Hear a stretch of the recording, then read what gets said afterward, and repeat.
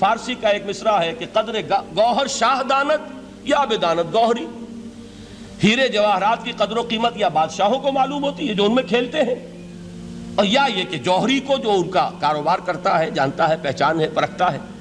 عام آدمی کو کیا پتا، اس کے ہاتھ پہ اگر کوئی آپ ہیرا رکھ دیں وہ سمجھے شاید کو کوئی کانچ کا ٹکڑا ہے، اسے اس کے اندر کوئی فرق محسوس نہیں ہوگا۔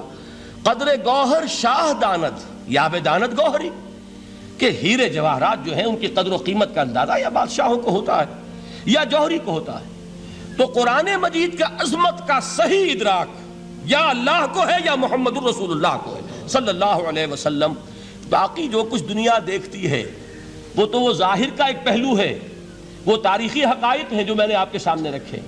باقی قرآن مجید کی عظمت کا کوئی صحیح ادراک ہو سکتا ہے یا وہ اللہ تعالیٰ کی زبانی اور یا ہوگا محمد الرسول اللہ صلی اللہ علیہ وسلم کے فرامین کی روح سے۔ دیکھیے قرآن مجید کی عظمت یہ کلام ہے، اس کی کلام کی عظمت کا پہلا پہلو ہے متکلم کی عظمت کے اعتبار سے۔ عربی میں کہا جاتا ہے کہ کلام الملوک ملوک الکلام ہے، بادشاہوں کا کلام کلاموں کا بادشاہ ہوتا ہے۔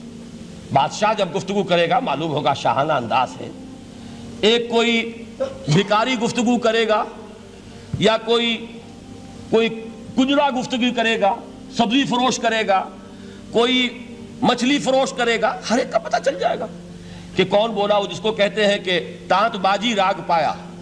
دو جملے کوئی شخص بولے گا پتہ چل جائے گا کتنے پانی میں ہے، اس کے علم کا، فضل کا، تہذیب کا، تمدن کا کیا معیار ہے۔ اس لیے کہ کلام جو ہے در حقیقت متکلم کی پوری شخصیت کی عکاسی کرتا ہے، اس کا مقام کیا ہے، اس کا مرتبہ کیا ہے، اس کے ذہن کی بلندی کیا ہے، اس کے فکر کی گہرائی کیا ہے، اس کے افق ذہنی کی وسعت کیا ہے، اس سب کا اندازہ ہوگا کلام سے۔ تو اب یہ کلام ہے اللہ کا۔ معلوم ہوا کہ اللہ کی صفات کا ایک کامل عکس قرآن مجید میں موجود ہے۔ یہ بات سمجھیے، اس کو قرآن نے کس طرح بیان کیا۔ یہ وہ لطیف حقائق ہیں جن کے لیے قرآن مجید تمثیل کا پیرایا اختیار کرتا ہے۔ اب سورہ حشر کی تمثیل کیا ہے؟ لو انزلنا هذا القرآن على جبل، اگر ہم نے اس قرآن کو کسی پہاڑ پر اتار دیا ہوتا، لَرَأَيْتَهُ خَاشِعًا مُتَصَدِّعًا مِّن خَشْيَةِ اللَّهِ، تم دیکھتے اس پہاڑ کو کہ اللہ کی خشیت سے دب جاتا اور پھٹ جاتا۔ وَتِلْكَ الْأَمْثَالُ نَضْرِبُهَا لِلنَّاسِ لَعَلَّهُمْ يَتَفَكَّرُونَ، اور یہ مثالیں ہیں جو ہم لوگوں کے لیے بیان کرتے ہیں تاکہ وہ تفکر سے کام لیں، غور و فکر کریں۔ اگر میں اور آپ قرآن کی عظمت سے واقف نہیں ہوں گے، اس بات کو نوٹ کر لیجئے، تو میں اور آپ اپنا وقت کیسے صرف کریں گے اس کے لیے؟ انسان کا ایٹیٹیوڈ بڑا یوٹیلیٹیرین ہے، آج کے انسان کا خاص طور پر۔ وہ کسی ایسے ہی کام کے لیے وقت لگائے گا جس میں اس کے لیے فائدہ ہو، اور اس فائدے کی چیز اگر نہیں ہے تو اس کی طرف متوجہ نہیں ہوگا۔ اگر قرآن مجید کی عظمت کا ہمیں ادراک ہو جائے تو ہم اپنا پورا وقت اس کے لیے وقف کر دیں گے، اس کو سمجھیں گے، اس کی گہرائیوں میں غوطہ زنی کریں گے، جیسے اقبال نے کہا کہ قرآن میں ہو غوطہ زن اے مرد مسلمان۔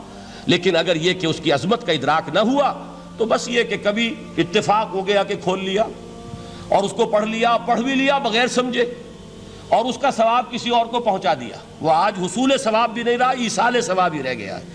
ورنہ یہ کہ بہرحال علامہ اقبال نے جو اس پر پھپتی چست کی ہے کہ بآیا تشترا کارے جزی نیست کہ از یاسین او آسا بمیری، اس قرآن کی عظیم آیات سے اے مسلمان آج تیرا سروکار صرف اتنا رہ گیا ہے کہ کوئی شخص مر رہا ہو، عالم نزع میں ہو، تو اس کو یاسین سنا کر اس کی جان جلدی سے نکال دو، آسانی سے نکل جائے، بس یہ سروکار رہ گیا۔ میں یہ نہیں کہتا کہ نہ پڑھی جائے، حضور نے فرمایا ہے پڑھنی چاہیے، لیکن صرف یہ نہیں ہے اس کا مصرف، یہ تو انسانی زندگی کی رہنما کتاب بن کر نازل ہوئی ہے، اس کے اوپر اس اعتبار سے توجہ تم نہیں کر رہے ہو، بلکہ تمہاری اس کے ساتھ جو ہے دلچسپی صرف کتنی رہ گئی ہے۔ تو پہلی بات یہ کہ یہ سمجھیے کہ قرآن نے یہ تمثیل اختیار کی اپنے عظمت کے بیان کے لیے۔ اگر ہم نے اس قرآن کو پہاڑ پر اتار دیا ہوتا تو تم دیکھتے کہ وہ پھٹ جاتا اور دب جاتا۔ اب اس کو سمجھیے، القرآن یفسر بعضہ بعضا، قرآن کا ایک حصہ دوسرے حصے کی تفسیر کرتا ہے۔ سورہ اعراف میں واقع آیا ہے کہ حضرت موسیٰ علیہ السلام کا آپ کو معلوم ہے کہ کوہ طور پر اللہ تعالیٰ سے ہم کلامی کا شرف حاصل کرتے تھے، گفتگو ہو رہی ہے لیکن اللہ نظر نہیں آ رہا۔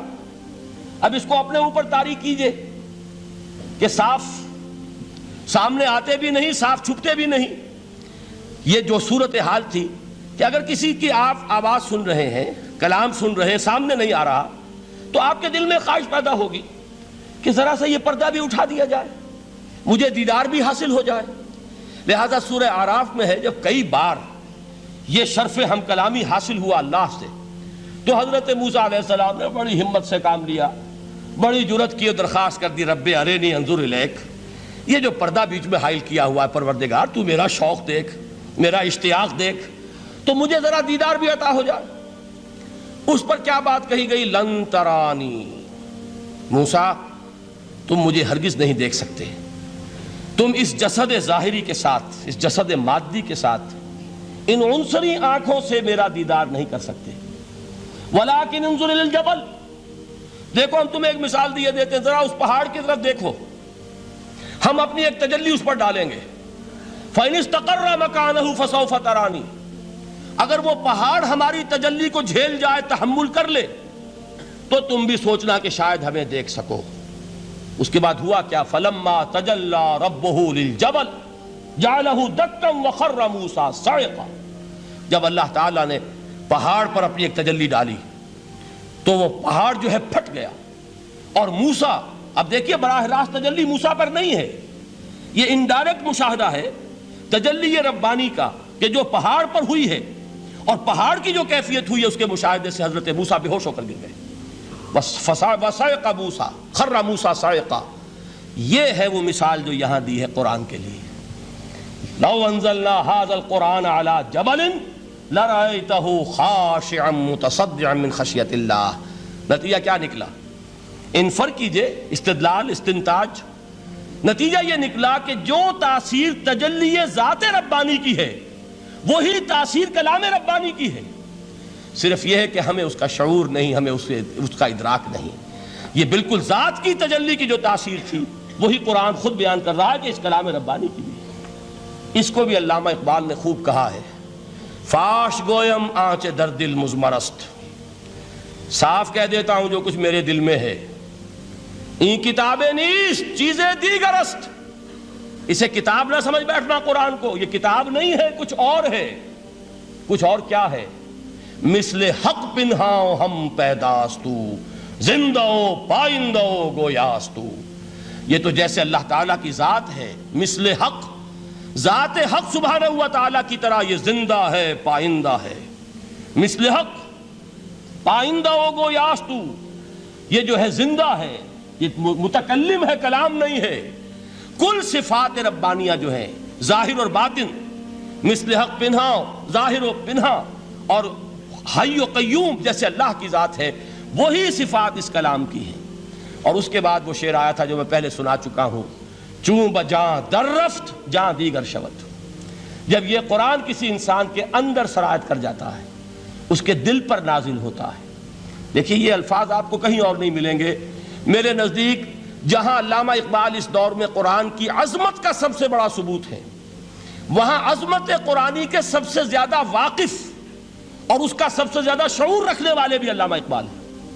یہ الفاظ آپ کو کہیں نہیں مل سکیں گے کہ مثل حق پنہاؤ ہم پیداستو، زندہ و پائندہ گویاستو، چوں بجاں در رفت جاں دیگر شود، جہاں چو دیگر شد جہاں دیگر شود، جب یہ انسانوں کے اندر سرایت کر جاتا ہے، ان کے اندر ایک انقلاب آ جاتا ہے، اور یہ اندر کا انقلاب ہے جو ایک عالمی انقلاب کا پیش خیمہ بنتا ہے۔